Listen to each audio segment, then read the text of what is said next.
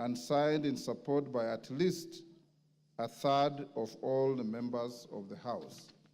Further, Honorable Members, Standing Order 64-1A lays out the criteria for admissibility of grounds for removal from state office. For clarity, Standing Order 64-1A states, and I quote, "The grounds specified in a motion under this standing order shall be admissible if A, framed clearly to particularize and disclose a gross violation of the Constitution or other written law, where gross violation of the Constitution or other written law is indicated as a ground for the intended removal. B, stating with precision the provisions of the Constitution or other written law that are alleged to have been grossly violated, where gross violation of the Constitution or other written law is indicated as a ground for the intended removal. And C, accompanied by necessary evidence, including annexures or sworn testimonies in respect of the allegations. The foregoing procedural and legal requirements for the processing special motions are buttressed by precedents and jurisprudence in various speakers' rulings and court decisions. Honorable members, today I refrain from restating the jurisprudence and focus on determining the admissibility of the notice of the proposed special motion filed by the member for Kibwezi West. In determining the admissibility of the special motion, I'm required to examine its form, threshold, framing of the grounds, and attachment of the necessary evidence. Standing Order 64-1 provides for the criteria for determining whether the proposed motion meets the requirements of the Constitution and the standing orders as to form and the threshold. On form, it should, A, be in writing, B, state the grounds and particulars in terms of Articles 151B of the Constitution upon which the proposed motion is made, and C, be signed by the member, and D, be signed in support by at least 1/3 of all the members of the Assembly. Having examined the notice of the special motion by the member for Kibwezi West, I find that the special motion meets the requirements relating to form and threshold set out in the Articles 145(1) and 151B of the Constitution and Standing Order 64-1. I have also satisfied myself that the number of members who have appended their signatures in support of the special motion exceed the minimum threshold of 117 members in this House. Honorable members, with regard to admissibility of the grounds set out in the special motion, I am guided by Standing Order 64-1A, which provides that the grounds specified in a special motion shall be admissible if A, framed clearly to particularize and disclose a gross violation of the Constitution or other written law, where gross violation of the Constitution or other written law is indicated as a ground for the intended removal. B, stating with precision the provisions of the Constitution or other written law that are alleged to have been grossly violated, where gross violation of the Constitution or other written law is indicated as a ground for the intended removal. And C, accompanied by necessary evidence, including annexures or sworn testimonies in respect of the allegations. Honorable members, having examined the proposed special motion, I note that in keeping with the requirements of Article 151B of the Constitution and Standing Order 64-1A, the member has stated 11 grounds for removal from office by impeachment of His Excellency the Deputy President. In addition, I do note that the special motion as submitted to my office also contains the particulars upon which the member seeks to move the House to consider the special motion. Honorable members, with respect to evidence, the member has attached documents including annexures and a sworn affidavit to substantiate the grounds stated in the special motion. Consequently, honorable members, I find that the proposed special motion by the Honorable Ekomas Mwengi Mutuse MP meets the requirements of Articles 145(1) and 151B of the Constitution and Standing Order 64 and 65 with regard to form, threshold, and grounds necessary for a member to move a special motion for the proposed removal from office by impeachment of the Deputy President. Honorable members, having determined that the special motion is admissible, let me now focus on the next steps of giving notice of the special motion to the House. Standing Order 47-4A provides that with respect to a motion for removal of a person from office, a member shall give notice of motion in the House within 3 sitting days following approval by the Speaker. In the circumstances, therefore, the member for Kibwezi West ought to give notice of his special motion either today or tomorrow. Given the nature of the timelines applicable to this special motion, I will, at order number 6, that is notices of motion, accord an opportunity to the member for Kibwezi West to give the notice of the special motion. Thereafter, I'll give further guidance to the House on the next steps to take. The House is accordingly guided. I thank you.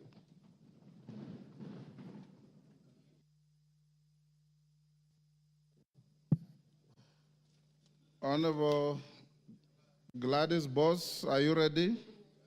We'll go back to order number 5 for the Deputy Speaker. Honorable Speaker, I beg to lay the following paper on the table of the House today, Thursday, 26 September 2024. Report of the Kenyan delegation to the 64th session of the OACPS Parliamentary Assembly and the first session of Luanda, Angola from the 17th to the 21st of February 2024. Thank you, Honorable Speaker.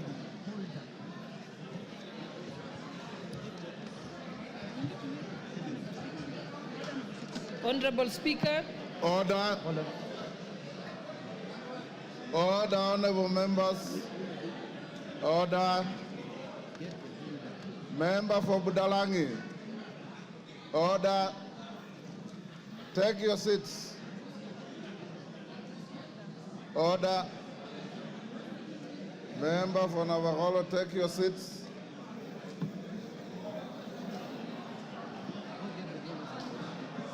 Order, honorable members, order. Order number 6, Honorable Sholei. Order number 6, notices of motion.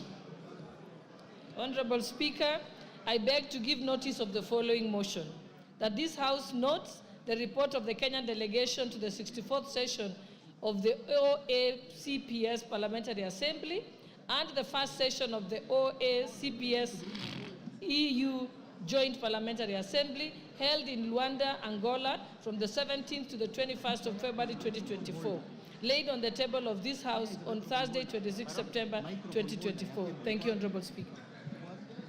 The Honorable Mutuse.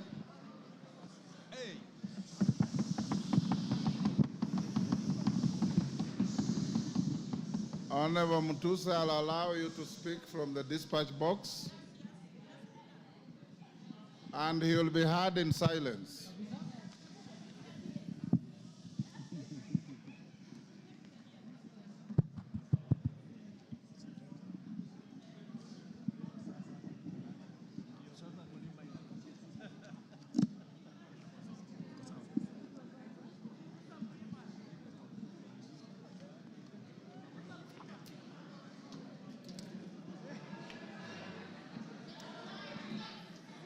Thank you.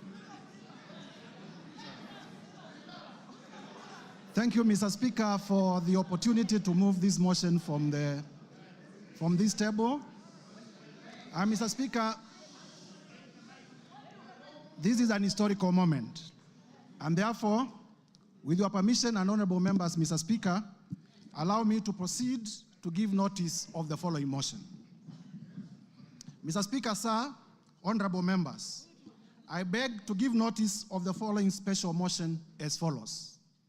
Mr. Speaker, pursuant to the provisions of Article 150, Sub-Article 1B, and sub-article 2 of the same, read together with Article 145 of the Constitution of Kenya that we passed in 2010, and as read together with our standing orders number 64 and 65 of the standing orders of the National Assembly, the Assembly of the Republic of Kenya. This Honorable House resolves to remove from office, by way of impeachment, His Excellency Rigathi Gachagua, EGH, the current Deputy President of the Republic of Kenya.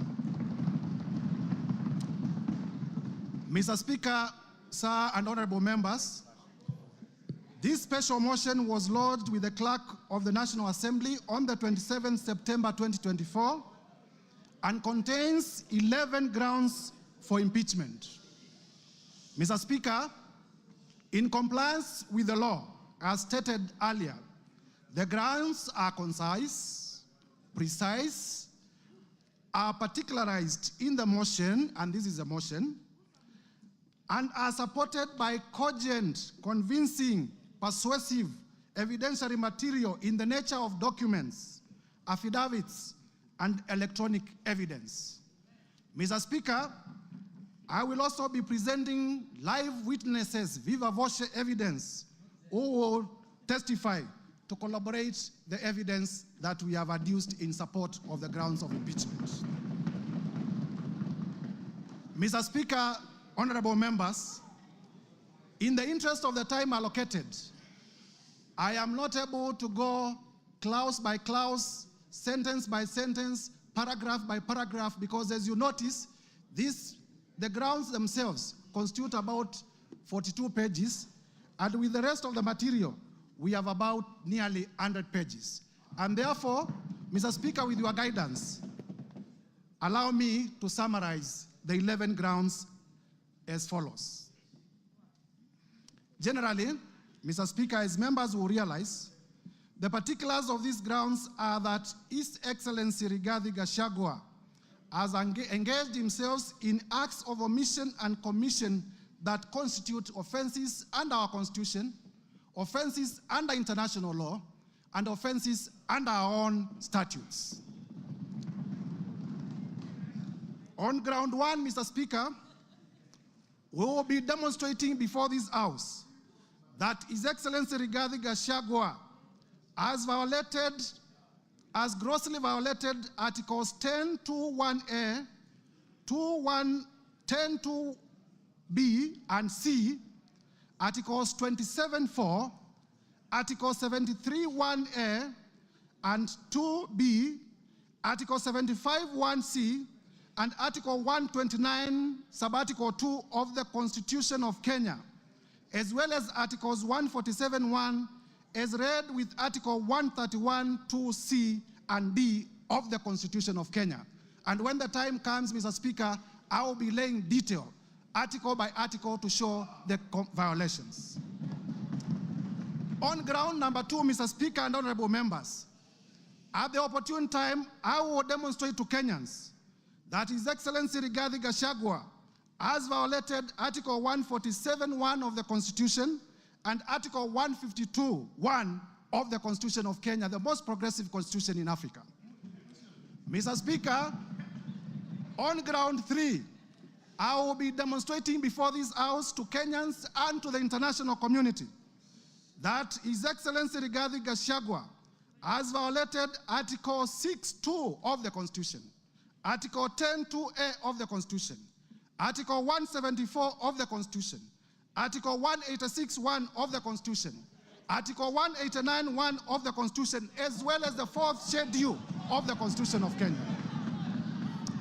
Mr. Speaker, this is the Constitution of the Republic of Kenya. It is not a mere document. It speaks to the soul of this nation. Under ground 4, Mr. Speaker, I will demonstrate that His Excellency Rigathi Gachagua has violated Article 161 of the Constitution of Kenya.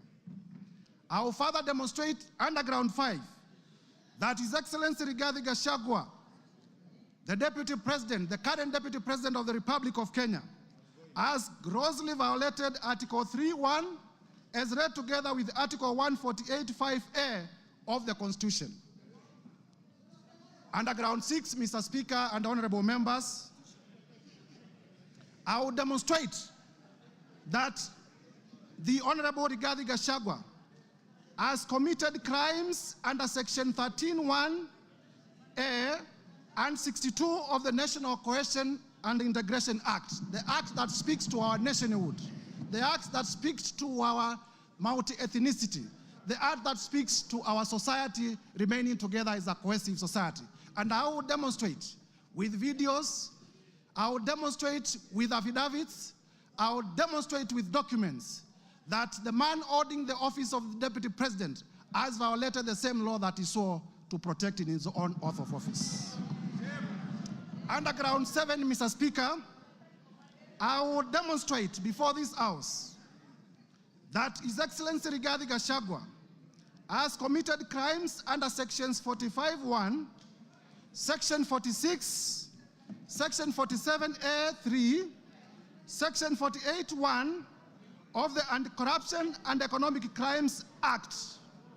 Anti-Corruption, Mr. Speaker, honorable members, Anti-Corruption and Economic Crimes Act, by using his office to unjustly enrich himself, by using his office to acquire within 2 months properties well beyond 55.2 billion.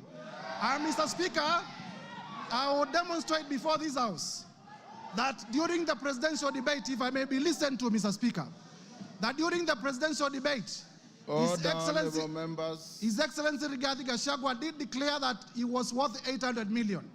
We are aware that he's paid slightly over 1 billion, meaning that for the last 2 years, the match he could have accumulated justly is about 24 million.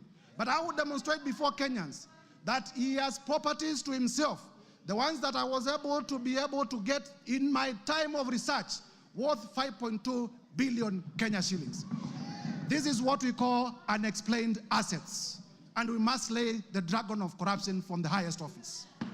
Mr. Speaker, under the same ground, I will also be demonstrating, this is ground number 7, that His Excellency Rigathi Gachagua has violated Sections 2, 3, 4, and 7 of the Proceeds of Crime and Money Laundering Act.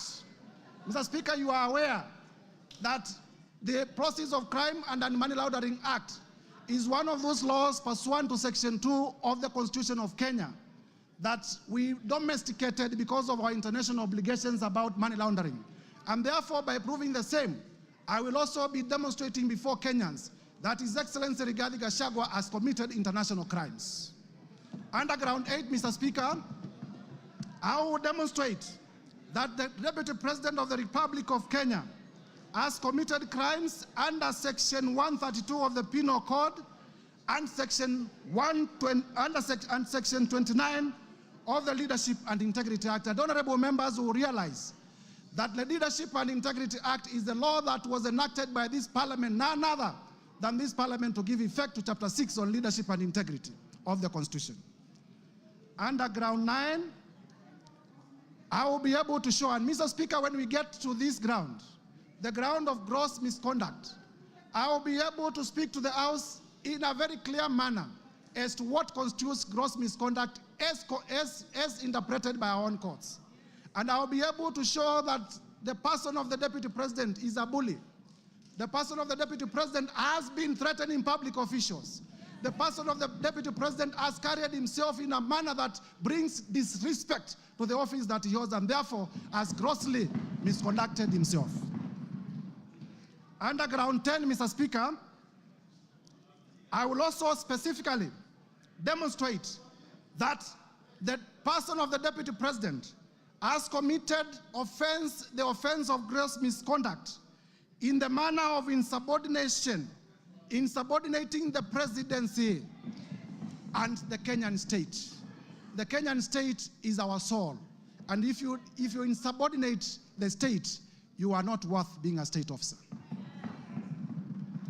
Lastly, Mr. Speaker, underground 11, with your permission, when the time comes, I will also demonstrate, honorable members, if we may be listened to, I will also demonstrate that specifically the Honorable Rigathi Gachagua has committed crimes of gross misconduct as I had earlier alluded to, in terms of bullying and threatening public officers. Mr. Speaker, in compliance with the provisions of Articles 145(1) of the Constitution, as read together with the National Assembly Standing Order number 65, honorable members, if you may listen, this is important. A total, Mr. Speaker, a total of 291 members of this National Assembly have graciously appended their signatures in support of this motion. 291 members. Mr. Speaker, it will be remembered, Mr. Speaker, it will be remembered that at this stage of moving the motion, the requirement of the law is that the motion should be supported by 1/3, translating to about 117 members. However, Mr. Speaker, we have 291. I therefore wish to thank my colleague members of Parliament for supporting this motion to over 83%, way beyond the required threshold of two-thirds, which is 67%, that is required at the next stage of voting for this motion. So, Mr. Speaker, there are times when we used to say this is an open and shut case. Mr. Speaker, sir, as a requirement of our standing orders, please allow me to read the names of the members who have signed in support of this motion.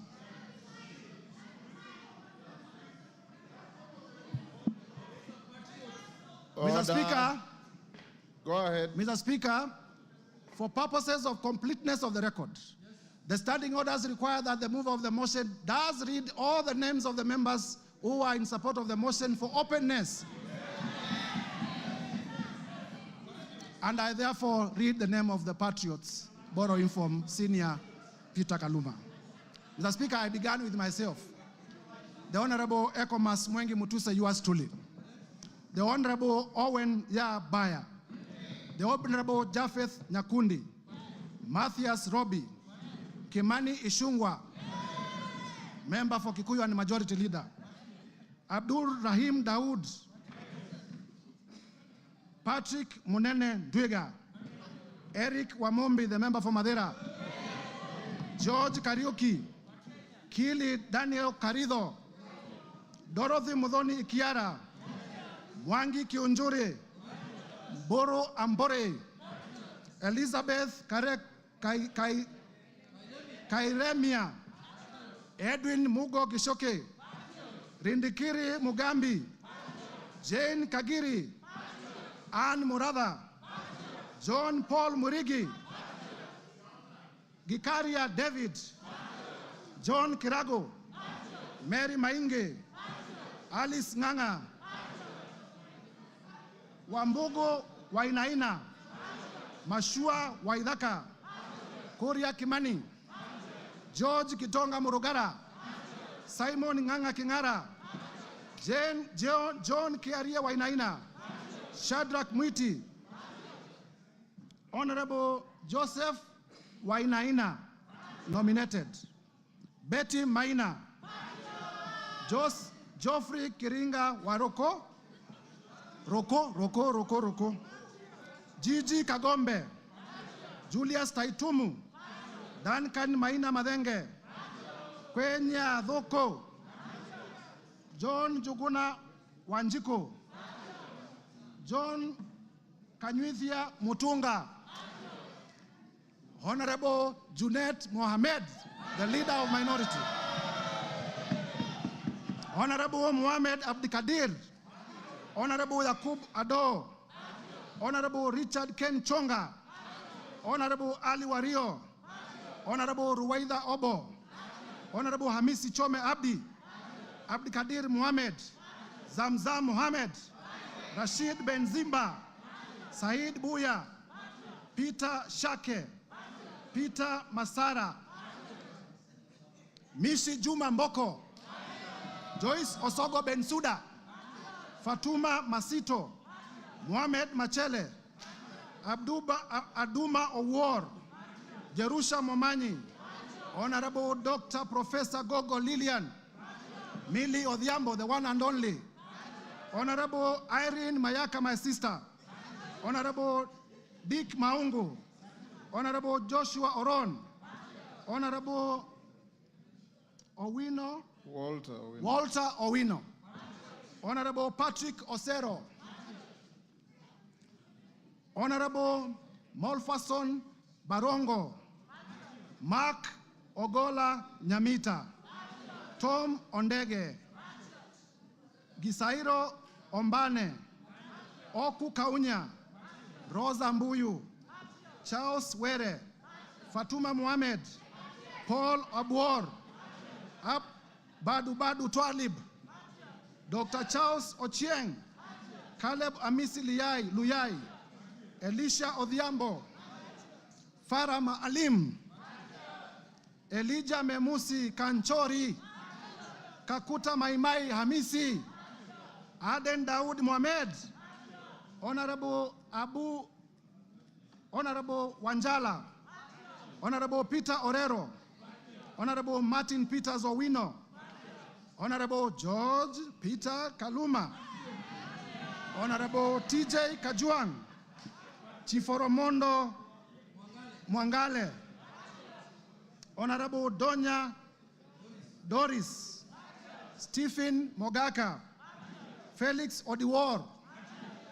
Geoffrey Odanga. Honorable Tim Wanyonyi. Honorable Christine Ombaka. Honorable Hussein Weitan. Honorable George Aladwa. Joseph Oyula. John Bwire. Omar Mwinyi. Catherine Omanyo.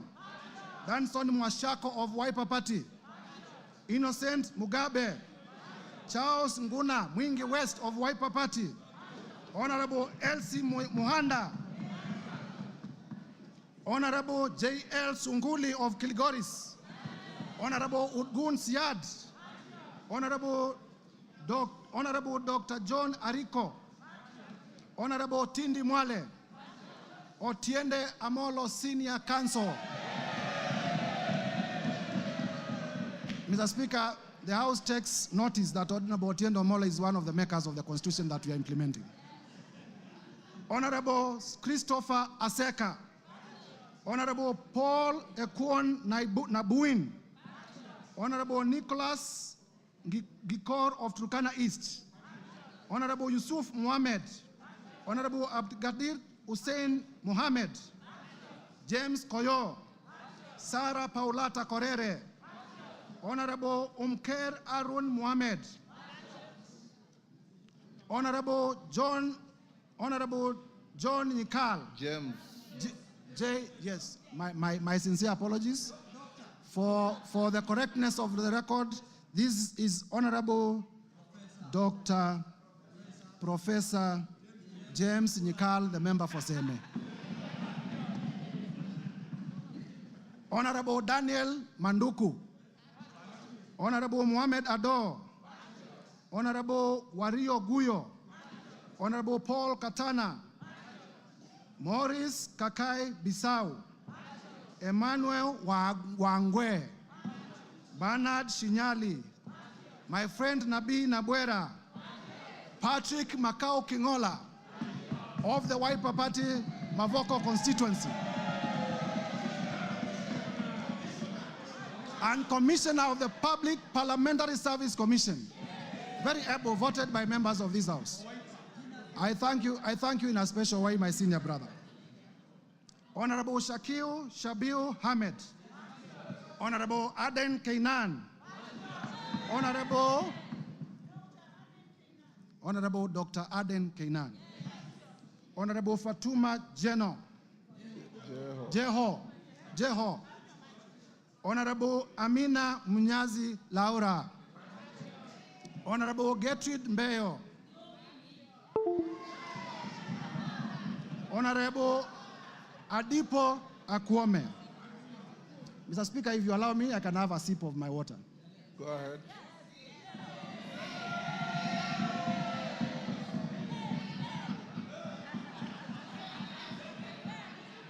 Number 134. Number 134, Abdi Omar Shurie. the chairman of the Committee of this House on Public Debt, Honorable Tom Oluoch, the member for Dagoretti Beatrice Elachi, Honorable Samuel Arama, Honorable Guyo Jaldesa Professor, Honorable Anton Kibagedi, my brother, Honorable Samuel Atandi, my brother, Honorable Ruth Busia, Honorable Ruth Odinga Busia, the women rep for Kisumu County, Honorable Eve Obara, Honorable Johnson Manya Naika of Mumias East, Kipyegon Joanna, Omboko Milemba, Marwa Maisori, Moses Kirima, Lydia Aiga Mizigi, Adan Aji Yusuf, Mumina Bonaya, Charles Gimose, Mohamed Tubi, Zahir Janda, Clemens Lawyer, Zuleka Hulbal Arun, Lekumontare Jackson, member for Samburu East, Anton Kenga Mpe, ukimwona Mpe, Bashir Abdullahi, Didmas Barasa, Malulu Injendi, Geoffrey Mulanya, Frederick Ikana. Mr. Speaker, for completeness of the record, there are names that I have cancelled and I have signed against the cancellation. Honorable Titus Amala, Joseph Dena, Honorable Kivai Kagesi, Honorable Vincent Musyoka, aka Kawaya, member for Mwala, Honorable Fabian Muli, Honorable Caleb Mule, Honorable Joshua Mwalio, Honorable Dr.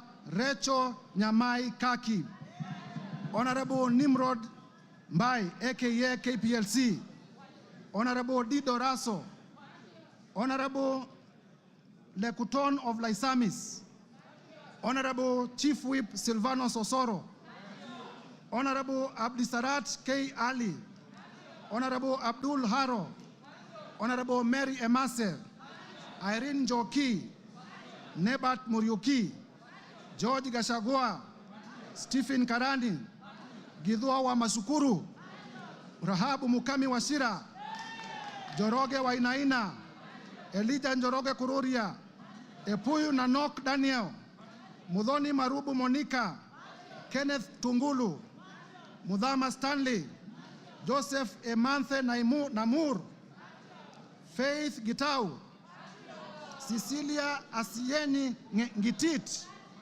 Pamela Njoki Njeru, Rahab Robert Basil, the member for Yatta and Wiper Party, Protas Akuja, Kasim Sawa Tandaza, Pauline Lengimis, Honorable Dr. Robert Pukose, Honorable George Sunguia, Honorable Joash Nyamoko, Kitlai Olentutu, Lea Sankaire, Lemankon Aramat, Agnes Pareño, Gabriel Tongoyo, Rebecca Tongei, Catherine Wambilinya, John Makali of Kandui, John Chikati, Susan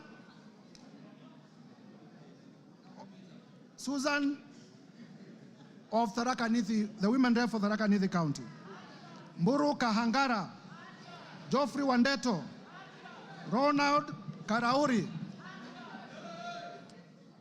Jackson Koech,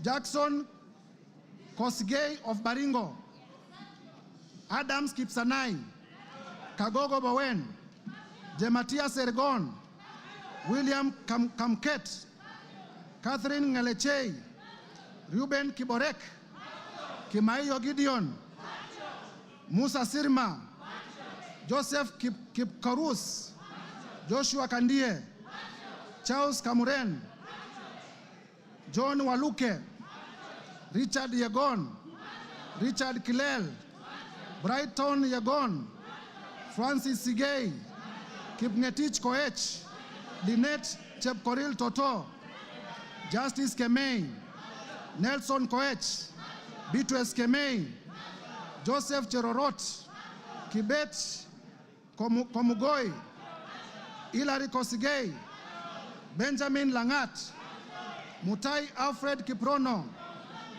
Liza Chelule, Joseph Tonui, Paul Chebor, Fred Kapondi, Lilian Sioi, Naomi Jilowako, Faisal Abdi Bader, Alpha Miruka of Bamachoke Charge, Deko Baro, Innocent Obiri, Ogola Gideon, Honorable Sabina Chege, the party leader of the Jubilee Party, Peter Lochakamping of Sigor, Samuel Chemulel, Rael Kasiwai, David Kosing, Titus Lote, Joseph Samal Wamwa, Honorable, the handwriting is sometimes difficult, right? The member for Samburu North. Eli. The Honorable Letipila Eli. Lelitila Lady of Samburu North. The Honorable Kareke Mbiuki. The Honorable Martin Pepela. Wanami Wamboka. David Ochieng. Ferdinand Kevin Wanyonyi. Gladys Boss Chepkosgei Sholei, the women rep for Sinigishu and my former teacher. Paul Kipchil Biego, Marianne Kitani, Samuel Kiprono Chepkonga, Janet Sitienei, Muge Chepkosgei Cynthia, Joses Kosgei Lelmengit, David Kiplagat, Julius Kipibiwot, Julius K. Ruto, Bernard Kitur, Phyllis Barto, Professor, Oscar K. Sudi, Engineer Oscar Sudi, Dan Wanyama, Honorable Dr. Adagala Beatrice, Amina Dika, Abdi Ali Abdi, Hussein Abdi Bare, Gonzi Rai, Ibrahim Abdi Sanei, Honorable Ker Kasim, Honorable Salah Farah, Karoli Omondi, Robert Gishimu, Michael Mushira, Jared Okello. Jared Okello is my last name, making a total of 291 members. Mr. Speaker. Yes, wind up. Honorable members, as we wind up, as I alluded earlier, I presented to the Clerk of the National Assembly, and this afternoon, I'm laying on the table of the House the following documents. Number one, the special motion dated 26th of September 2024 and received by the clerk on the 27th of September 2024, and I have it in my hands and I'll be laying it shortly. Number two, with this special motion, Mr. Speaker, I am also laying before the table of the House the list of 291 members of the National Assembly who signed in support of the motion. Mr. Speaker, number three, I will also be laying the bundle of evidence in support of the grounds in the motion. And number four, I will be laying the list of witnesses all contained in this bundle. Mr. Speaker, Kenyans will be shocked. Indeed, Kenyans will be very shocked when we finally unravel and demonstrate the grounds and the supporting evidence. I therefore, through you, Mr. Speaker, humbly request the House Business Committee to allocate me ample time at the time of moving the motion so that Kenyans can appreciate in detail the injustices that have been committed against them by the person of the Deputy President. I thank you, Mr. Speaker, and I beg to give notice of the special motion and to lay the said documents on the table of the House. And if you allow, Mr. Speaker, as I conclude, please allow me to highlight the following. Order. Mr. Speaker, I am a Christian, and I often read the Bible. And the Holy Bible, in the book of Proverbs 29 verse 16 says as follows: when the wicked are in authority, sin flourishes. But the godly, and mark the godly in small g, will live to see their downfall. That is the Holy Book as contained in the book of Proverbs 29:16. Further, Mr. Speaker, in the book of Mark, chapter 9, verses 42 to 47, it says as follows, and I quote: If anyone causes one of these little things, honorable members, Kenyans, please listen carefully. If anyone causes any one of these little things, those who believe in me, to stumble, it would be better for them if a large millstone were hung around their neck and they were thrown into the sea.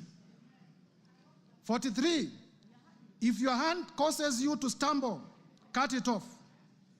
It is better for you to end a life maimed than with two hands to go into hell, where the fire never goes out.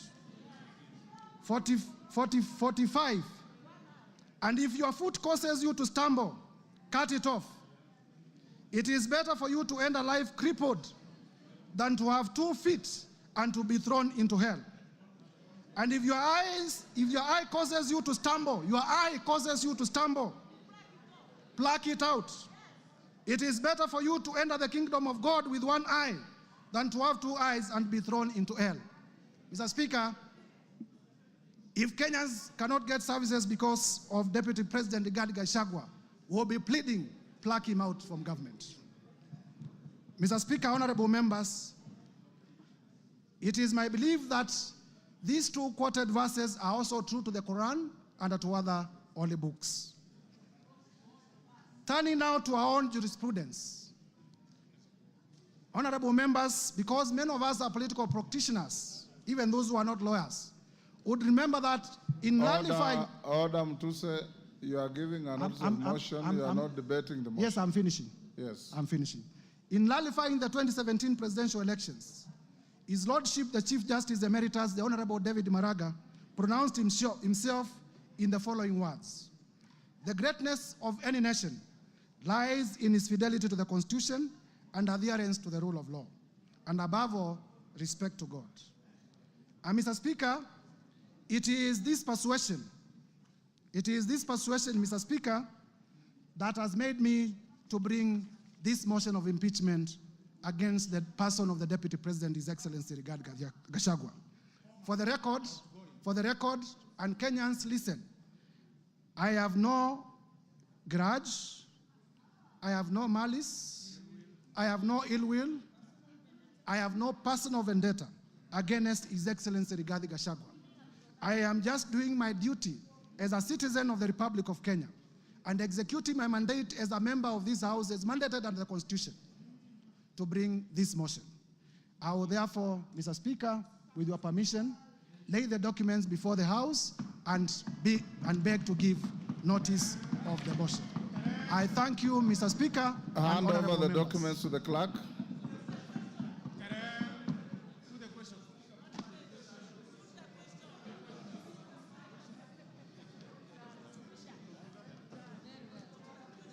Yes, Ruku, what is it? Order, members. Ruku, what is it? Honorable Speaker. In relation to the motion? Yes. What is it? Honorable Speaker, I rise to seek your clarification on the special motion for the removal of the Deputy President. Honorable Speaker, as you are aware, 4 seats in the House are vacant following the resignation of the Honorable Obio Wadai and Honorable John Badi upon being appointed as Cabinet Secretaries.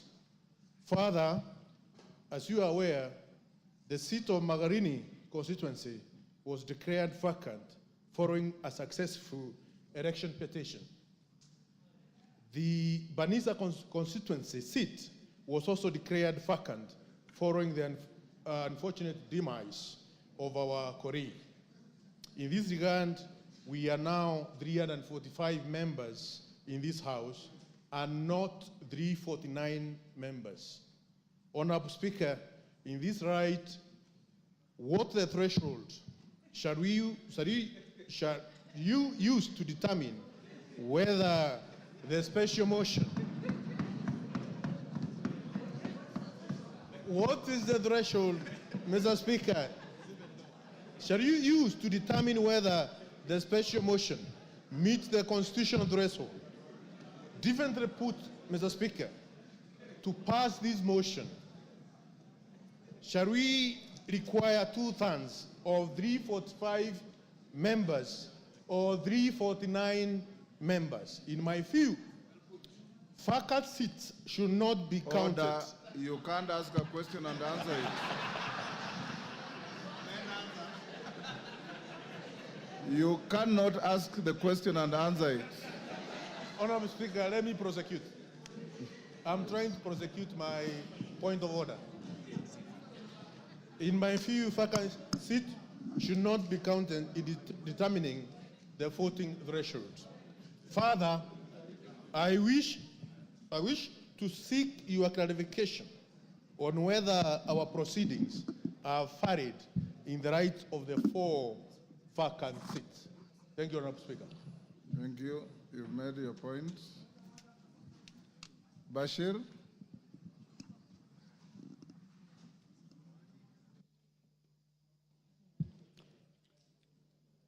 Honorable Speaker, Article 145 and 150 of the Constitution provides for removal of the Deputy President. Our standing order goes to great length on the same to explain the procedure for removal of the Deputy President, as stipulated under Standing Orders 64 and 65. Honorable Speaker, what is clear from reading of Articles 145 and 150 of the Constitution is that the role of this House is just to pass the resolution as to whether the Deputy President shall be impeached or not. It is the exclusive role of the Senate to conduct the trial process. Simply put, we are the initiators and the Senate will be the trial house.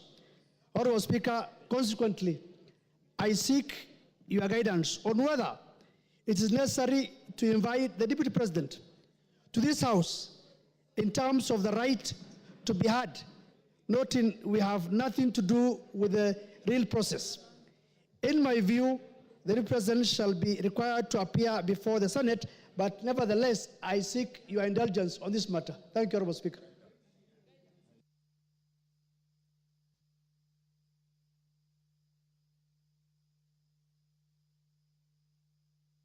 Honorable members,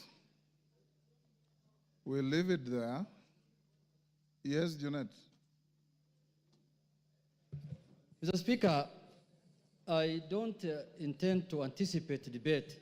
I will not allow you to. Yeah, because this is just a notice of motion. But Mr. Speaker, there are matters that surround the notice of the motion that needs your guidance and action, Mr. Speaker, because, Mr. Speaker, this is a very momentous issue. Because, as you are aware, when this country gave itself the new constitution, Mr. Speaker, Kenyans were very happy. And this is one of the moments in this House, Mr. Speaker, when we are going to exercise Article 150, which has not happened before. So, Mr. Speaker, this is a very, very important matter for this nation, Mr. Speaker, that is being exercised through this House. But having said, Mr. Speaker, as you're aware, there are members from our side and members from the other side who have signed to this petition, to this motion, Mr. Speaker. And Mr. Speaker, I wanted to get your assurance as the boss of this house, as the leader of this house, as the speaker of this house, Mr. Speaker, that the 291 members of parliament who have signed to this motion, Mr. Speaker, their safety and security will be guaranteed, Mr. Speaker. Because the motion does not end at the tabling, at the notice of motion today. It goes to a process. It is moved, members will debate, and members will vote on it. Mr. Speaker, we want those 291 members to turn up here the day of voting, Mr. Speaker, without missing any one of them, Mr. Speaker. Mr. Speaker, the new inspector police here, Mr. Kanja, he must take responsibility. The Inspector General of Police, Mr. Speaker, as the Inspector General of the country, the safety of the 200. Speaker, you know this thing. One small thing, Mr. Trump was being removed in the United States, Mr. Speaker. You know what he attempted to do. And what can happen here, you know, Mr. Speaker. And let us not fight. Let us not begrudge anyone, because what the House is doing is constitutional, because the House is just exercising its mandate. It's not doing anything outside the Constitution. There is nothing unconstitutional that's happening in this House, Mr. Speaker. You can impeach a cabinet secretary, you can impeach a deputy president, you can impeach the president if you wish so. So, Mr. Speaker, this is an exercise that is given to us by the Constitution. So, Mr. Speaker, You've made your point. I have made my point, but I conclude by saying this, Mr. Speaker. That, Mr. Speaker, when we were elected, Mr. Speaker, as members of Parliament, we became the staff of the Parliamentary Service Commission. Each member here, Mr. Speaker, they are employees of the Parliamentary Service Commission, which you are the chairman, Mr. Speaker. So, Mr. Speaker, I have spoken on behalf of the members, because when they were signing, that is what they told me, Mr. Speaker, as the minority leader. They told me, we are in support of this thing, we are really ready to move, but we want things done legally and procedurally and within the Constitution, inside Parliament and outside Parliament. Thank you, Mr. Speaker. Thank you. I don't want to open debate. Yes, Whip, what's your point of order? Honorable Speaker, I also seek your guidance and indulgence on the notice of motion that has just been tabled here today, because we all agree that post-2010 Constitution, this is unprecedented. In as much as it happened years back, this is very new, post-2010 Constitution, and we will need a bit of some guidance. Ordinarily, Honorable Speaker, any motion that is brought before this House and that is of public interest goes through the entire process, including public participation, Honorable Speaker. I need to seek your guidance and indulgence on the place for public participation as far as this notice of motion is concerned. Because looking at the jurisprudence that has been made by the courts and the lower legislative arm, which is the county assemblies, on the impeachment of the governors and deputy governors, Honorable Speaker, you'll realize and notice that many impeached governors or their deputies challenge their impeachment based on the process of public participation, Honorable Speaker. This is unprecedented, and of course it's my view that to replicate the same, to what happens on the impeachment of governors and deputy governors, and they invoke the element of public participation across the country. You've made your point. Thank you, sir. Yes, Majority Leader. Before you, Majority Leader, Farah has been raising his hand. I'll give you 1 minute, Farah. Mr. Speaker, I also join the other colleagues in this, but I've just one very important, most important in this country to raise. Not only do we have to protect the lives of 291 members of parliament who have appended their signature there, we must also protect the system. The IG must protect our president to the hilt. Because you know the kind of a constitution we have. Any reckless thug can decide to change the course of history if, God forbid, anything were to happen to our president. You get my point? And there are people who we have been so worried lately. I get the feeling that they can even have the capacity to plan something like that. Let us make sure this information goes out. Our president must be protected to the hilt until this motion is over. Because if, God forbid, anything were to happen, then we have something much bigger to worry about. Thank you, And those Ichung'wah. guys are You're the last on that. Thank you, Honorable Speaker. My Honorable Speaker, if you will indulge me, I'll add something on security. But before that is on Standing Order 85, Honorable Speaker. 85-2, which, Honorable Speaker, would beg, even as you guide members, that members listen, that it shall be out of order to anticipate the debate of a motion of which notice has been given by discussion upon a substantive motion or amendment and all that is said in the standing orders, Honorable Speaker. And I say this, Honorable Speaker, because I know we are in an open and transparent society, and many of us will be invited to media stations to discuss this impeachment motion which notice has been given today. Just to caution members that it will be completely out of order to discuss the substance of the motion in media stations before debate, as is contained in our standing orders. So when we're invited to media stations, maybe we be guarded in what we discuss, so that we do not go into the substance of the motion until we are done with debate. After debate, Honorable Speaker, we are all at liberty to discuss, and that includes, Honorable Speaker, both those who have appended their signatures, like myself, and the other few who have not appended their signatures, Honorable Speaker. The 58 members who have not appended their signatures. Honorable Speaker, just to add on to what the Honorable Farah and Honorable Junet have said, Honorable Speaker, the security of members of parliament is paramount.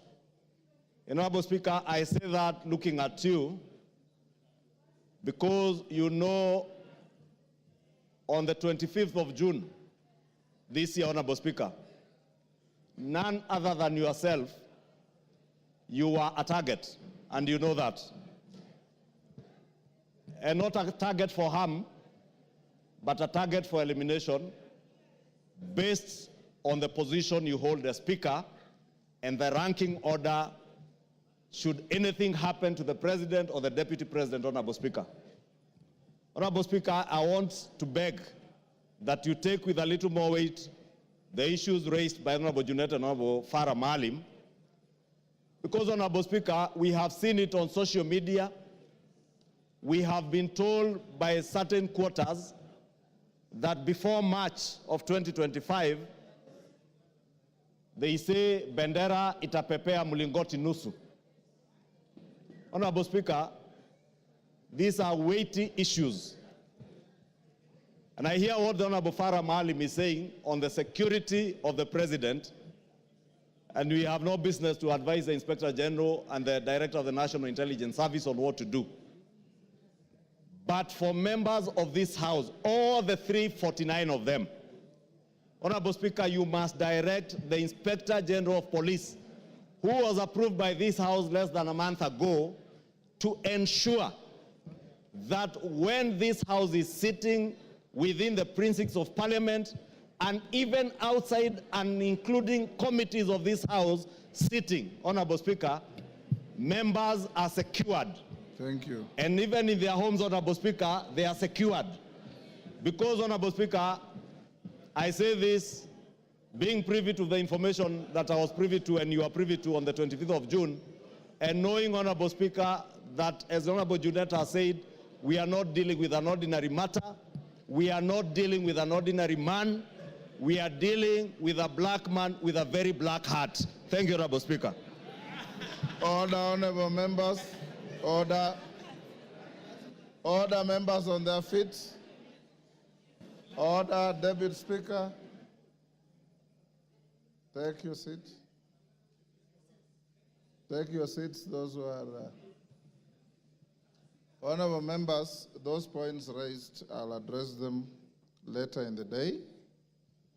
I want to direct members of the House Business Committee to retreat to room 9 so that we can have House Business Committee to address, among other things, the process of disposing of this motion in the shortest time possible so that we don't maintain anxiety unnecessarily, and the issues that you have raised about public participation and others.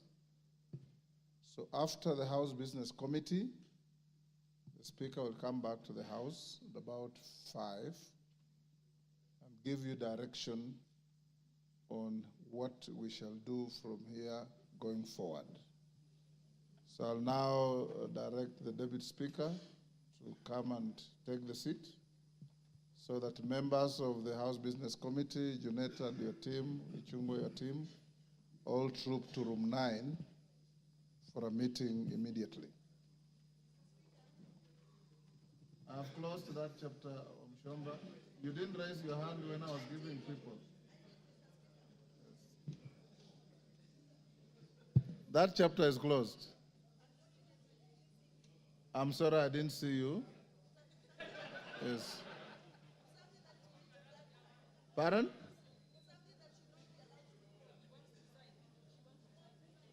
Two? Take the seat.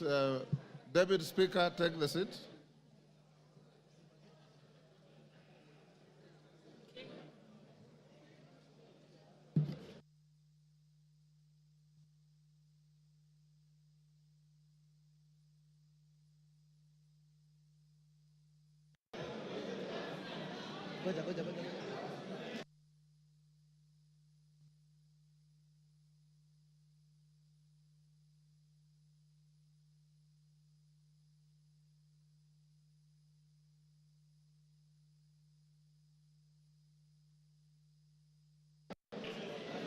Next order.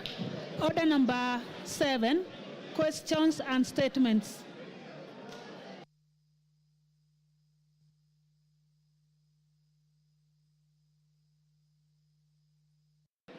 Honorable members, order. The Honorable Member for Funyula. You have a statement, Honorable Member for Funyula. Honorable Thank you, Honorable Speaker.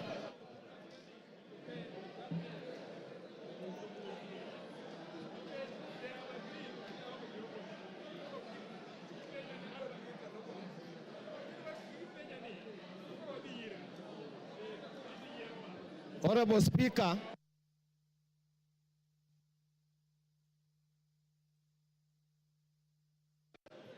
Order, honorable members.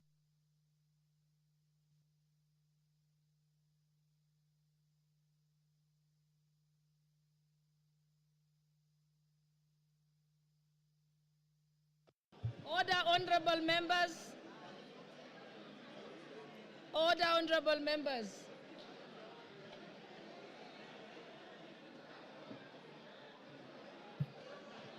Order, honorable members.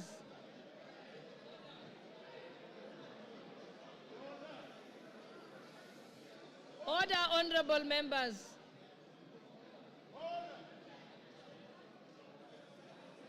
Order, honorable members. Okay, I think we can proceed. Honorable member for Funyula, let's allow Dr. Pukose to make his statement, then you go next. Honorable Pukose, Chairperson of the Health Committee. Honorable members, please. Thank you, Madam Speaker. Thank you, Madam Speaker. I wish to make a statement on the shift from NHIF to SHIF rollout of the universal health coverage.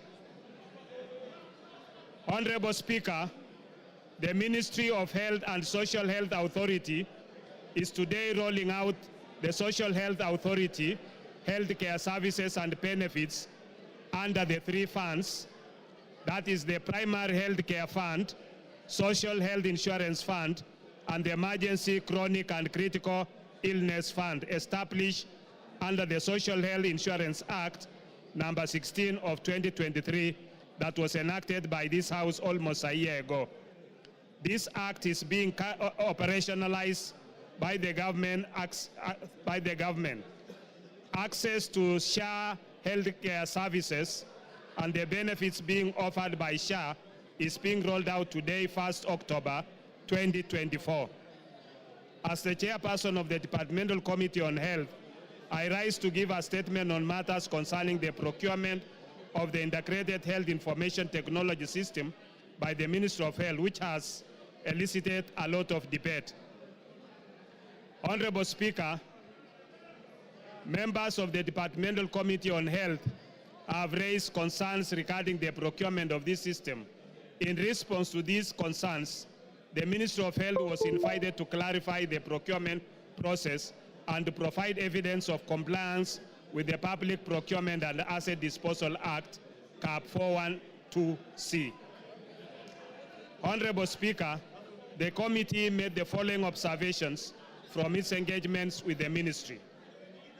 1, the Ministry of Health, through the State Department for Medical Services, undertook the procurement of Integrated Health Information Technology System as part of the implementation of universal health care in the country. The ministry submitted that the primary aim of this integrated system is to address the existing challenges in the healthcare sector, including issues of interoperability, data quality, accessibility, and affordability. The Ministry of Health is aligned with the Kenya Health Sector Strategic and Investment Plan, the Kenya Health Data Collaborative, and the Kenya Digital Economy Blueprint, all under the guidance of Section 105 of the Health Act, CAP 241. Honorable Speaker, the system procurement involves a contract valued at Kenya shillings 104,808,136,478, set to be executed over a 12-year period. The Ministry of Health has partnered with MS Safaricom PLC as a strategic partner with the procurement conducted under the specially permitted procurement procedure. The procurement covers the development and implementation of integrated health information technology system, including digital health care platforms. The tender is structured in two major cost components. Initial investment by the strategic partners of Kenya shillings 34,003,483,013 over 2 years, and infrastructure support and maintenance of Kenya shillings 70,804,653,465 over 10 years. In adherence to Public Procurement and Asset Disposal Act and the tender regulations, the ministry indicated that the procurement process began on 6 June 2023, when the then Cabinet Secretary for Health requested the use of the specially permitted procurement procedure for the medical equipment supply project, healthcare information technology, that's the transition project, and the supply of community health promoters, CHP kits. The National Treasury approved the request on 13 June 2023, subject to conditions regarding the preparation of tender documents that include specifications, conditions of tendering, and contracting and justification for the use of SPPP, detailing the procedure of onboarding the strategic partners. This process was followed by the ministry's compliance and further approvals. The bid documents were issued on 9th May 2024 and closed on 15th May 2024. After the tender evaluation and negotiation, the ministry submitted a draft contract to the Office of the Attorney General for review and necessary advisory in line with Section 134(2) of the PPADA. This section obligates the accounting officer of a procuring entity to seek clearance from the Attorney General before signing contracts of a value exceeding Kenya shillings 5 billion. as mandated by Section 114A of the Public Procurement and Asset Disposal Act, a specially permitted procurement procedure can be utilized under the following circumstances. 1, a procuring entity may use a procurement procedure specially permitted by the National Treasury. The National Treasury may allow the use of specially permitted procedures, A, where exceptional requirements make it impossible, impractical, or uneconomical to comply with the Act and the regulations. B, where the market conditions or behavior do not allow the effective application of the Act and regulations made under the Act. C, for specialized or particular requirements which are regulated or governed by harmonized international standards or practices. D, where strategic partnership sourcing is applied, and E, where credit finances procurement is applied, or F, in such other circumstances as may be prescribed. Honorable Speaker, the Honorable Ministry members, please be quiet. Honorable members, and I think the chairperson is saying something that's very important about the new social health insurance fund that is very important to our constituents. So let's pay attention. The Minister of Health invited Mesa Safaricom PLC to submit a proposal using the provisions of Section 114A, D and E of the Public Procurement and Asset Disposal Act. Mesa Safaricom PLC submitted a technical proposal and a financial proposal as a consortium with Convergence Network Solution Limited and Apiero Limited. With Honorable Safaricom members, PLC. Hold on. Honorable members, those who want to have little kamkunjis, if you could kindly go to the lounge so that we can listen to this very important report. With Safaricom PLC being the lead bidder in the consortium. Safaricom PLC roles in the consortium involves overseeing the entire project, ensuring that all consortium partners adhere to the contract's terms and deliver their respective components as per the agreed scope. Safaricom PLC was approached as a strategic partner owing to its strong capacity to manage and coordinate the project effectively. Safaricom PLC is the largest telecommunications company in Kenya and one of the most advanced in East Africa. Safaricom has a major technological advantages, particularly its extensive 5G network, which currently reaches 77% of the Kenyan population. In addition, Safaricom's network covers over 99% of the country, providing connectivity in remote areas. These factors made Safaricom the most suitable partner for a large-scale project that requires robust and reliable digital infrastructure. Honorable Speaker, Convergence Network Solutions Limited, founded in Canada, is a leading digital transformation IT company with its headquarters in Nairobi. It established operations in Kenya in 2014 when it was incorporated on 2nd April 2014. From its profile, Convergence Network Solutions Limited has a presence across East Africa in 7 countries, including Rwanda, Zambia, and Uganda. Convergence Network Solutions Limited specializes in cyber recovery solutions, identity security management, analytics, and data modeling, IoT, enterprise system integration, integrated physical security, and enterprise collaboration and customer engagement.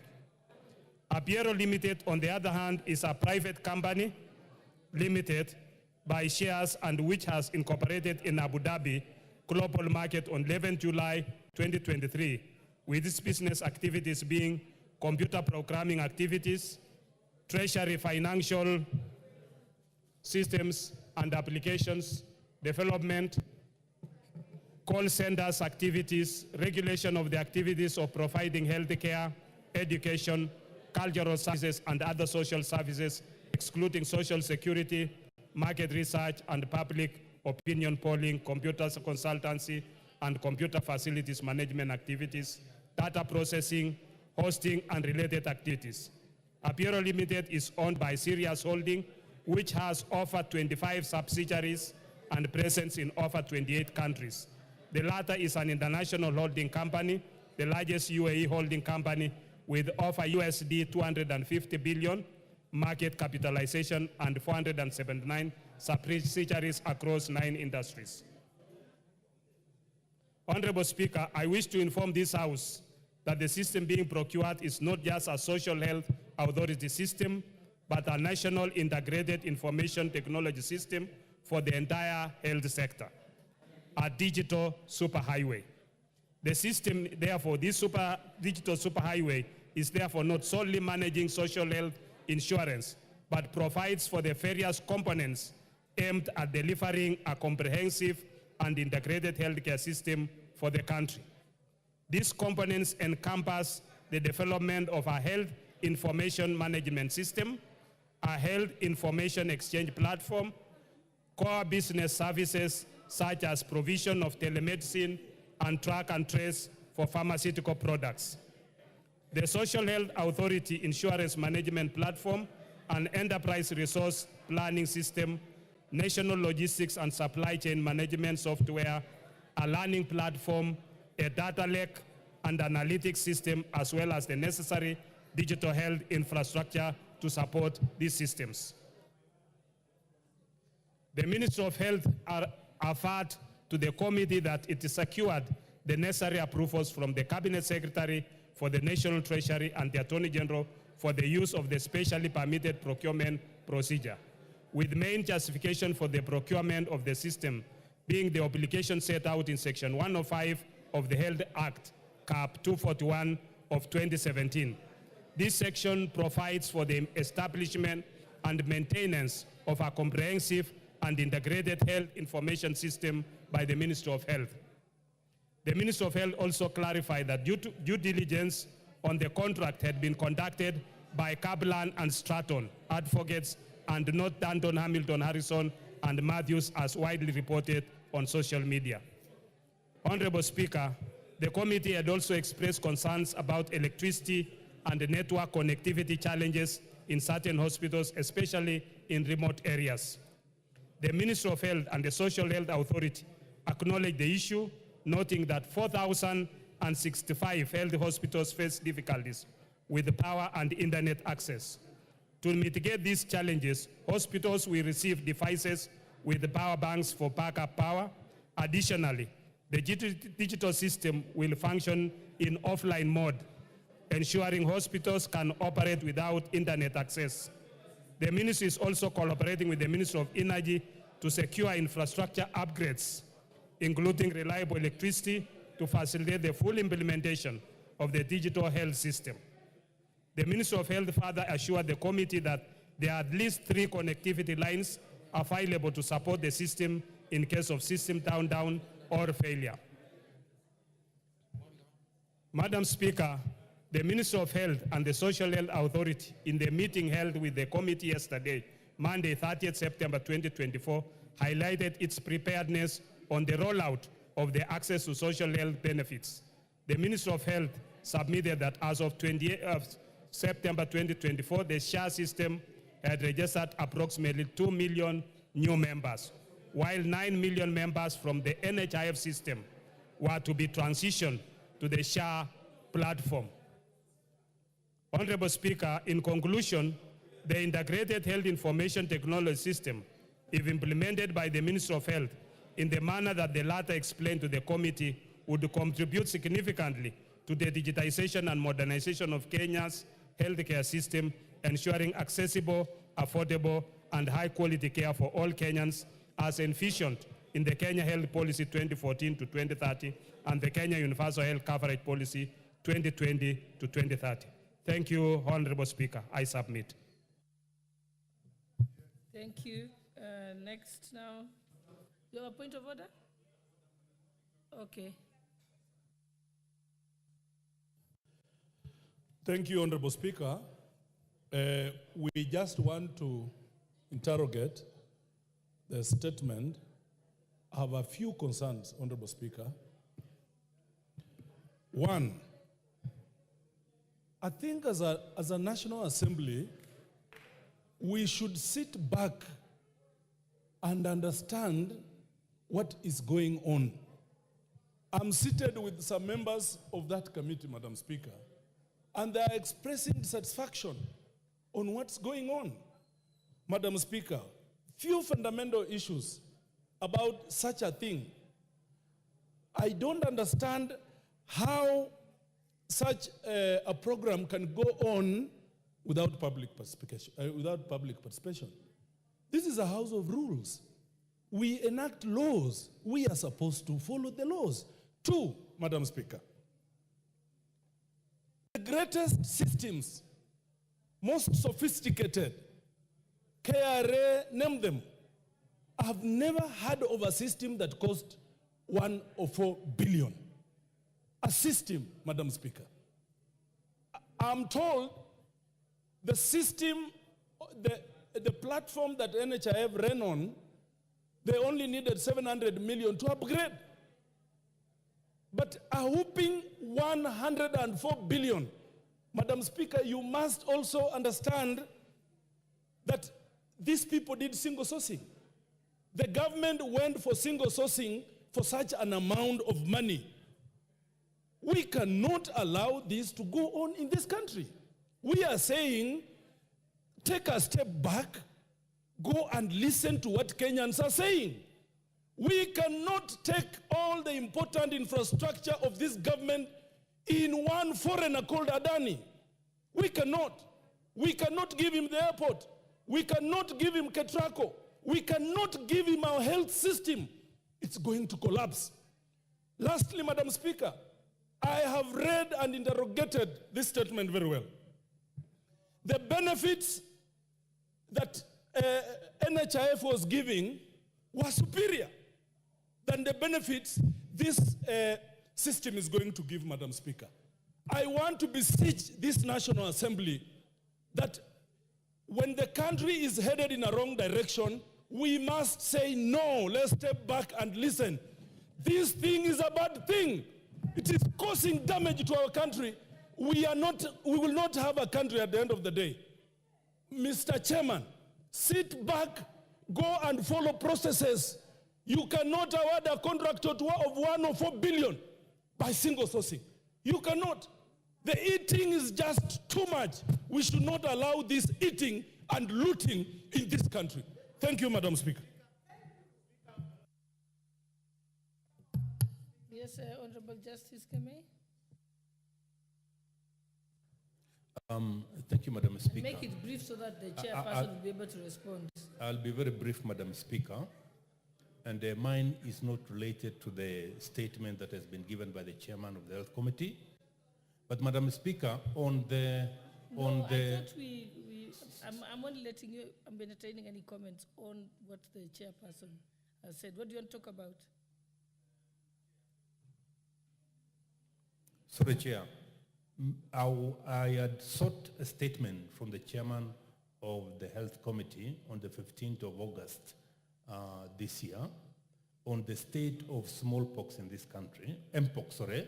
Okay, I think there's no relevance to what we are discussing now, so you'll have to ask that at another time. Okay. Yes, Honorable Member for Funyula, then I'll come to you, Beatrice Elachi. Honorable Speaker, I'll make it very brief. Honorable Speaker, I'm shocked beyond belief. I'm shocked that a member of parliament can come and stand here and justify the massive rip-off. 104 billion, Honorable Speaker, just to run a system. Honorable Speaker, to be honest, Chairman, we beseech you. You are a Kenyan. Be mindful of the people of Kenya.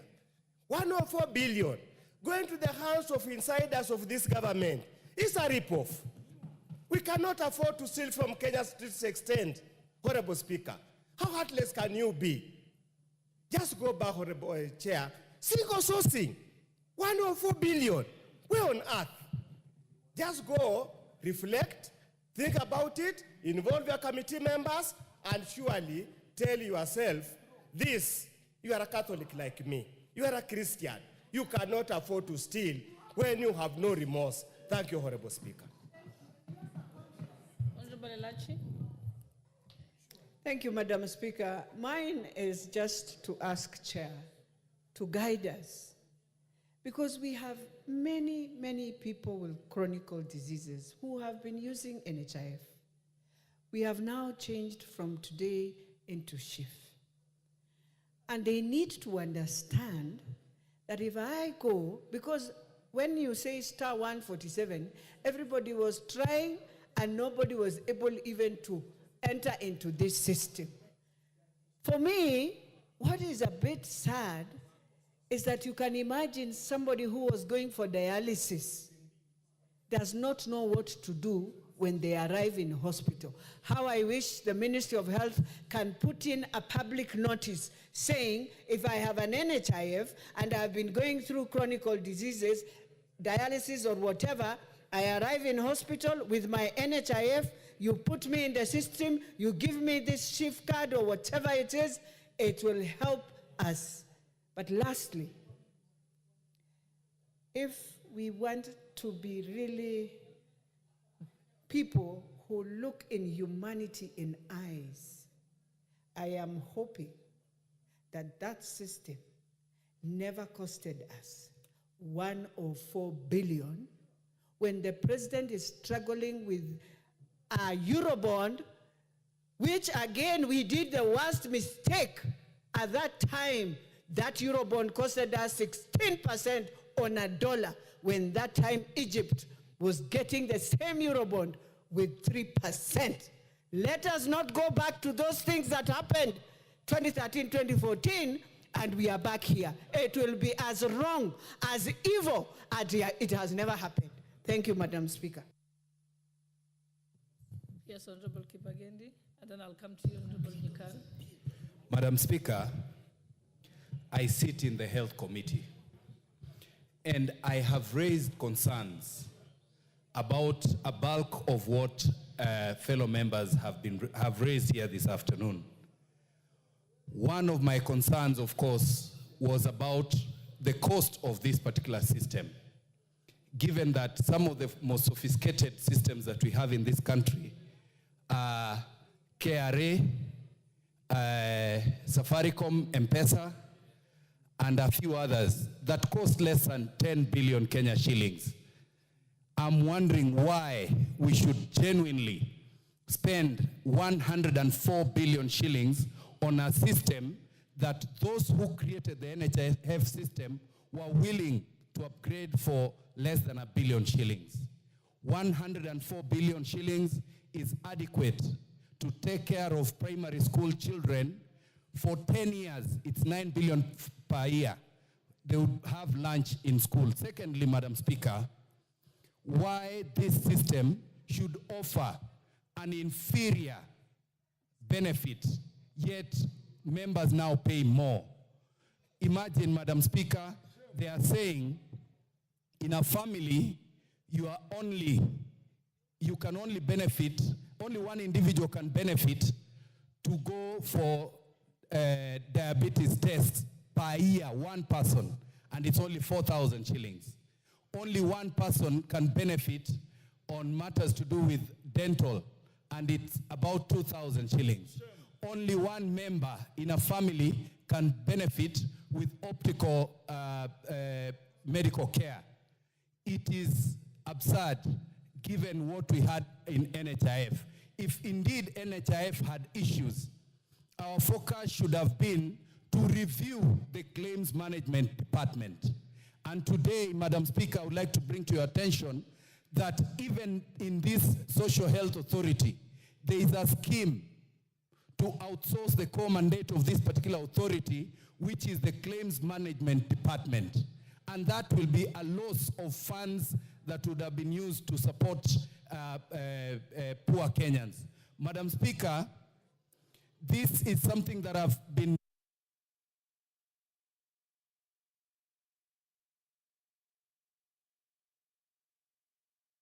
to request that through our committee, we step back and look at I've forgotten to mention, in our committee, we requested the ministry to produce even one photo of a public participation event. They could not produce even one. There was no public participation anywhere in this country. So, Madam Speaker, I would request as a member of that particular committee, And there is a lot that we can talk about. We step back and review this and even the cost. I forgot to mention also that the companies that benefited from this particular contract have never developed any kind of this system anywhere in the world. One of them was just registered the other day in July. So you can imagine the haste in which those who intend to benefit from this had. Thank you, Madam Speaker. I think we just have one more voice, and then we can end this, and I'll allow the... Okay. All right, I'll go to Honorable Deputy Leader of Majority. And then I'll... Oh, yes, sorry. Sorry, I'm sorry, Honorable Oren, yes. Honorable Nikal was next up. Then I'll come to you. Thank you, Chair. I'm a member of the Health Committee, and I'll stand here and say the statement our chair has read does not reflect the position of the members of that committee. Statement number one, and I say it with courage. Two, let me finish. What's your point of order? Madam Speaker, indeed, if members of the Health Committee are saying that what the statement the chairman has read to this House is not a representative of the views of members of the Health Committee, then why are we discussing it in the first place? Okay. Yeah, why are we discussing it, Madam? Okay. Is that in order? So let me allow Honorable Nikal, and What? then you will have a chance to respond to this, Honorable Bukose. Speaker, to begin with, we were not even aware that this statement was going to be made here.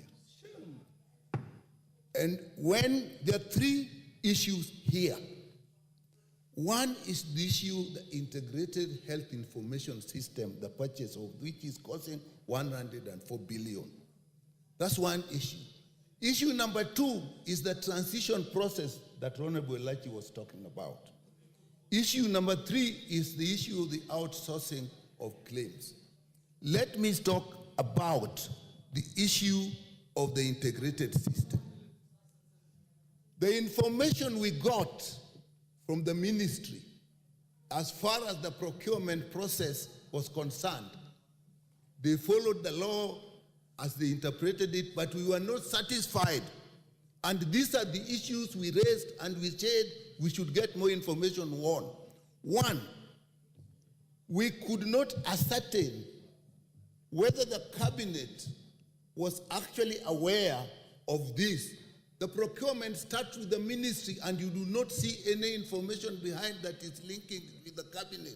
And at one time, the PS was saying the cabinet can be informed, given for information when you are purchasing at 104 billion. We didn't agree with that. Two, we were not satisfied that enough effort was made to get other institutions or other partners that would provide this at a lesser cost, even compete. It was not clear to us how Safaricom got the request for proposal and is the only one that got the request proposal. Why not others?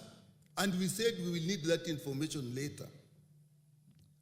Madam Speaker, it was not clear to us whether due diligence was done on the partners in the consortium where Safaricom was the lead, particularly Apiero, because there had been a lot of information about Apiero. That we did not get, and we actually at the end of the meeting said we are either going to get that or we will do it ourselves. The ministry did not give us enough information on that due diligence. Madam Speaker, it was not clear to us how this money is going to be paid. When we asked the PS said it is the users. And Madam Speaker, this system is huge. It will even involve the private health institutions. It will even involve the regulatory authorities all the regulatory authorities and the health sector. It will even involve the health facilities in the counties. And it was not clear how these users will actually pay for it. And we were informed that they are going to do a cash flow, a simulation of how this will be paid. And we had not reached that level as yet. With that, Madam Speaker, we were not satisfied, and we are surprised that our chair is reading this in this House. When it comes to transition, we were sure that the people were not given enough information, because what Honorable Lachi was asking was, if you have NHIF and we are transiting to SHA, will you get treatment? We were told, yes, when you go there, you will get treatment. But that information is not with the people. So we said, what is it that is being launched? You can launch the beginning of a process, but you cannot say you have shifted and people therefore will not get that service. So we were not satisfied. On outsourcing, on claims, that was one of the biggest issues we raised during the discussion on this law here. We asked, and they said, for the time being, SHA will do it itself. And we are not sure whether that is so, because the law provided that May. We were concerned about the May. Those who are here may remember. So, Madam Speaker, this, in the view of the committee, we have not reached a conclusion about this. So with that, Madam Speaker, I say it does not represent the view of members of the committee. Okay, let me give Honorable Makali the point of order. I will come to you so that you can respond. Just note them down. Thank you very much, Honorable Speaker. Honorable Speaker, Honorable Yikal is a ranking member in this House and a serious expert in matters health. He has made statements here, which I think, because this is a House of Records, he says the chair of this committee have submitted a report in this House which does not reflect the views of the committee members. Would I be in order, Honorable Chair, to demand that the chair of the committee tables in this House the minutes of the committee and a list of members who have signed for the adoption of that report? That's the only way we can clear the air. What's your point of order, Honorable KJ? I'll come to you. Let KJ make his. Madam Speaker, as much as this is a House of Records, it's also a House of procedure. It is also a House of traditions. To my mind, what has been laid on the floor of the House today is not the property of any committee. Neither is it the property of the chair. In fact, if I was keen enough to listen to what the chair said when they were moving this, the chairperson, Dr. Pukose, said that he's presenting as a ministry statement. And the ministry is at liberty to transmit statements to this House at any moment. And even responses that come from requests for statements actually are directed to chairpersons. They rarely go through any processing by committees, and in fact find their way to the floor of the House. So, Madam Speaker, I find this House not utilizing the little time that it has fairly in prosecuting a matter that is in itself not substantially before this House, because what was put here, Madam Speaker, you would have been right in your place to just listen to Dr. Pukose and proceed to other business. All he did is equivalent to a communication. It is equivalent to even a notice. It is equivalent to an announcement. To open it up to a debate is to take the statement to be a substantive motion before this House, which it is not. And we might open up a debate so that we maybe poster for cameras, or maybe so that we go on record, or maybe because we want to play to the gallery. But the truth of the matter is that there is no substantive motion before this House open for debate or even open for comment. It was just a statement that was laid on a momentous day when the ministry was transitioning from one order to the next order, and they, at their liberty, decided to communicate to this House. So, Madam Speaker, I do not see a place for debate or comments on a matter that is not a motion. And I say this because we are guided by standing orders. we might not be able to debate something that is not substantially before this House. Thank you very much, Madam Speaker. Honorable KJ, the tradition of the House has been that when members make statements or ask questions, usually if there is an interest by members to, comment on it, usually we'd allow them. So it's, but also, okay, Honorable, because you're out of order, don't speak from there. You will get a chance to respond, like I've said. Yeah, Honorable Owen, I've already corrected him, so it's done. I would like to say this, Honorable Speaker. Honorable Speaker, what I understood when the Honorable Pokosi stood, he said he's issuing a statement. And Honorable Nyikal is a ranking member who I have a lot of respect. But it is also important to listen at the beginning. Was the Honorable Pokosi laying a document from the committee, or was he laying a statement from the ministry? So if you actually come here and say you disown that the committee did not participate or agree on that statement, you are actually right, but on the wrong lane. He was not laying a position paper of the committee, he was laying a statement from the ministry. And the ministry has a right, as chairman of the committee, he transmits business from the ministry to the House, which is properly in order. And therefore, I would request you, Honorable Nyikal, being a dignified member of this House, ranking with a lot of respect, it is important that you withdraw that statement on the basis that you are commenting on something that has not been presented to the House. This House has not received a committee report. This House has received a statement from the minister. And that is the position. So for you as a ranking honorable member of there and my neighbor, it is good. It is actually good practice to say, I did not understand it, I spoke on something that was not proper, and therefore withdraw. Secondly, Honorable Speaker, I'd like to speak to my friend Wamboka, Jack. He has a good voice, he's very articulate, and he says a lot of things that people celebrate. But also, it is very important, Jack, that when you come to contradict a statement from the ministry, the tradition of the House is for you to substantiate your statements. Bring documentation, substantiate, say something contrary with proof, with facts, with documentation. Even what Kibagende did is just to hype something that does not exist. Because if they talk about Adani has done this, Adani has done this, yes, good practice that we have inherited from our forefathers in this House is that you come and substantiate and say, I have documentation here that shows contrary.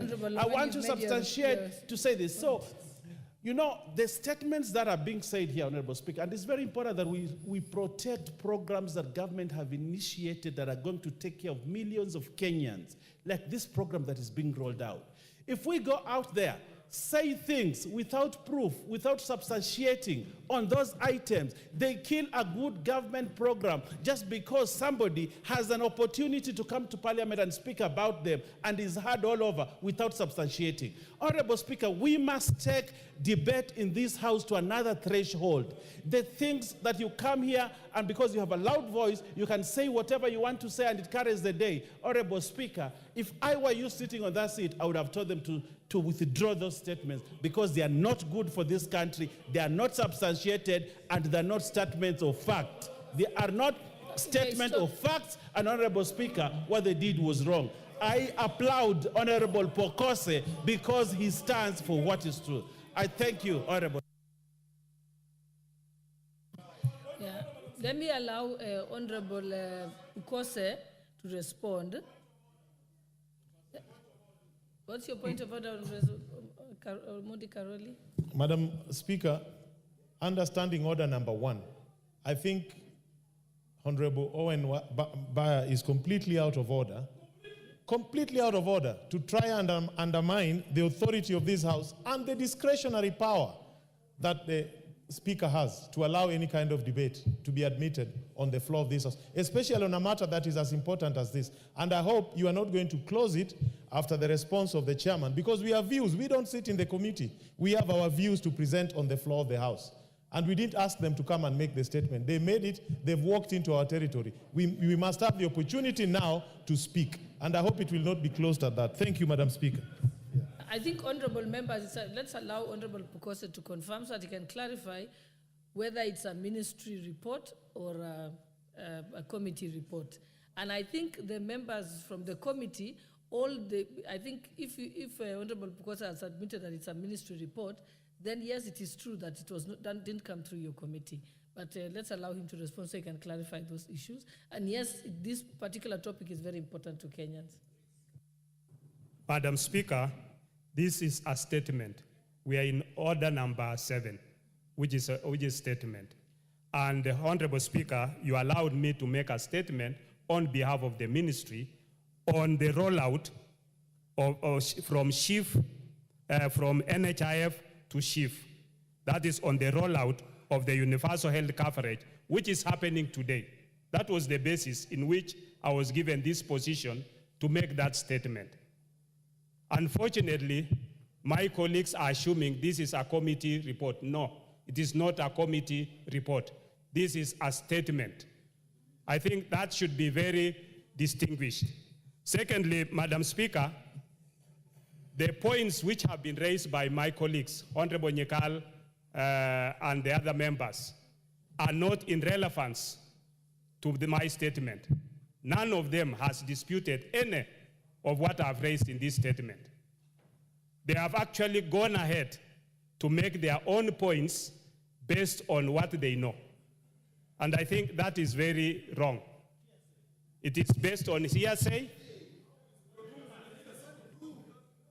And Madam Speaker, when I brought this statement, the aim of this statement is to reassure Kenyans that today we are rolling out, we are moving from NHIF to SHIF.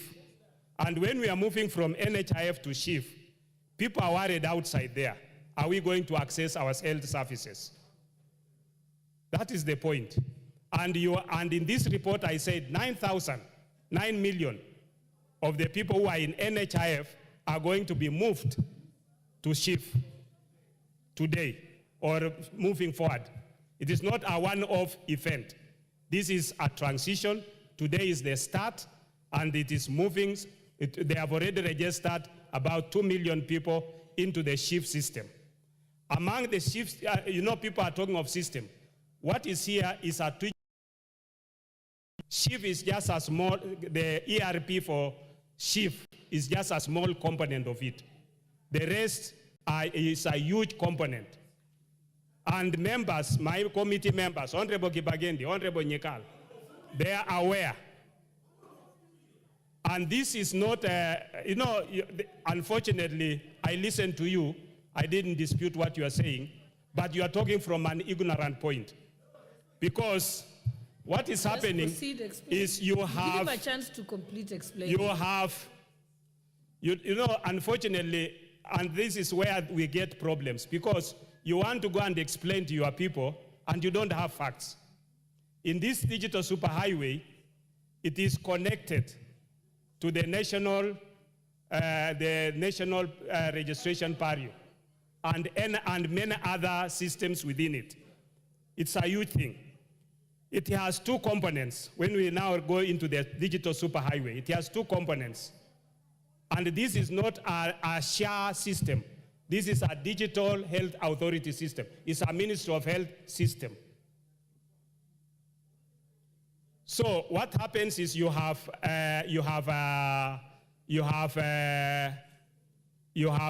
Safaricom being a lead agency with others who have come in to invest in two components. They are investing in infrastructure and maintenance and service for 12 years.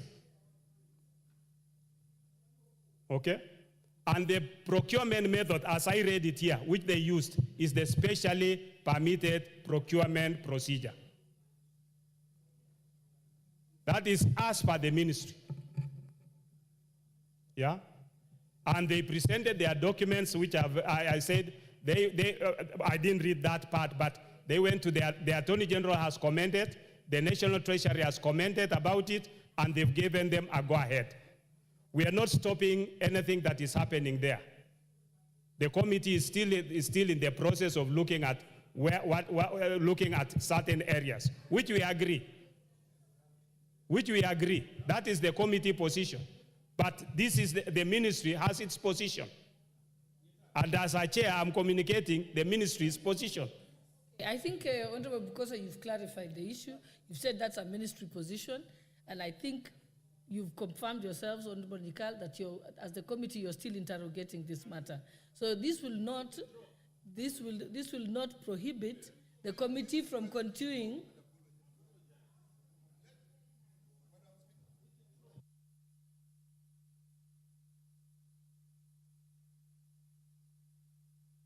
Yes, if a statement is being made, give me.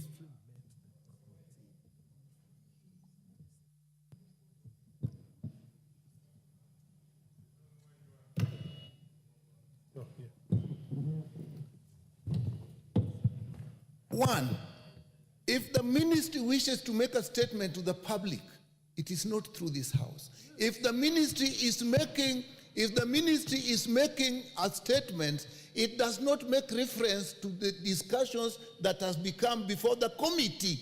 Once the ministry brings out the issues that they brought and discussed before the committee, it therefore becomes our discussion as well.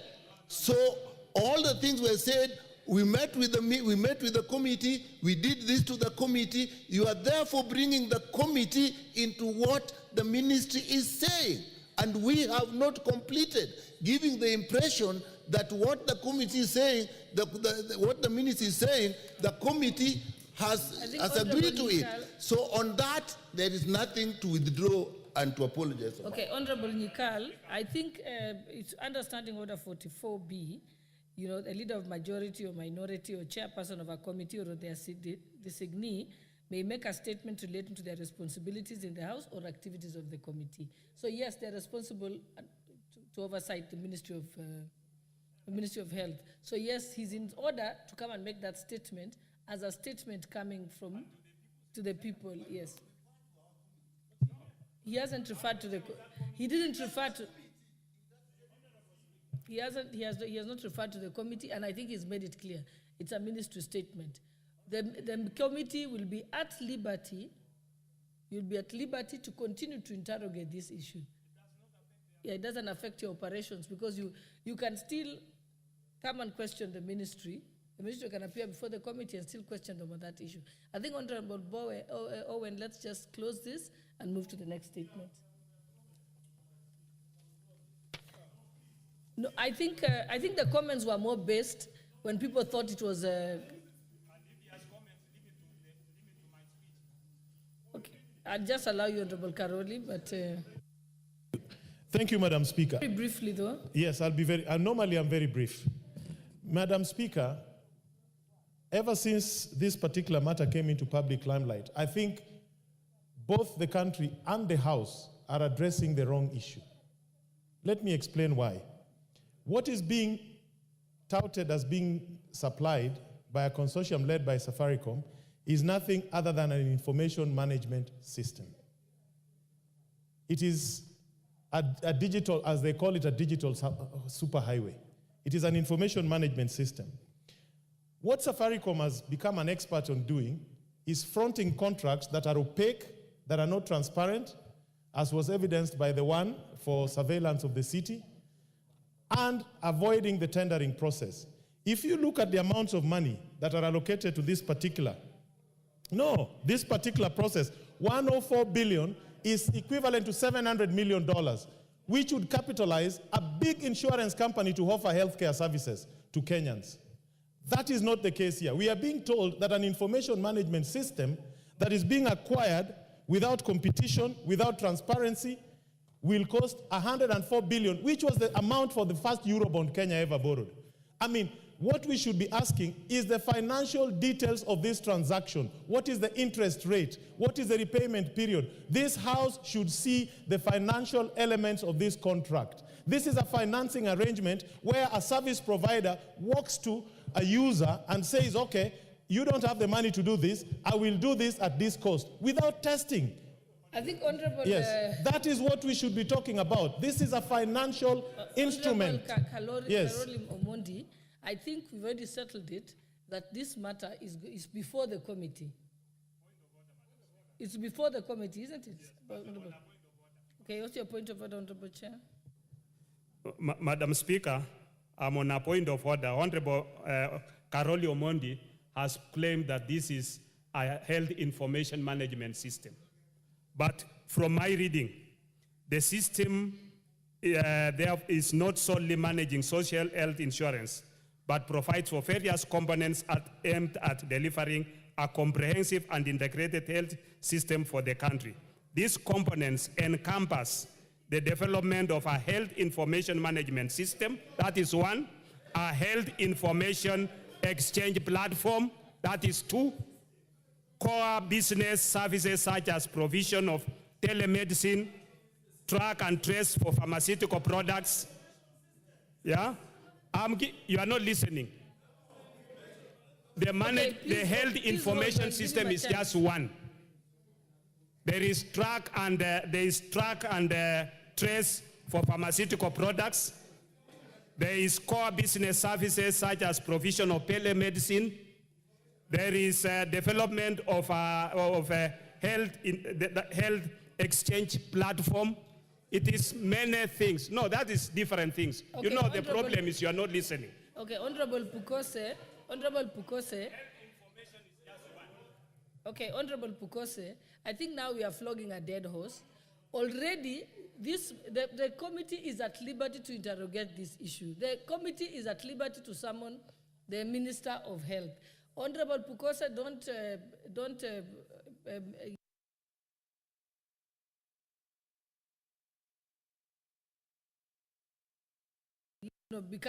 don't defend the ministry position.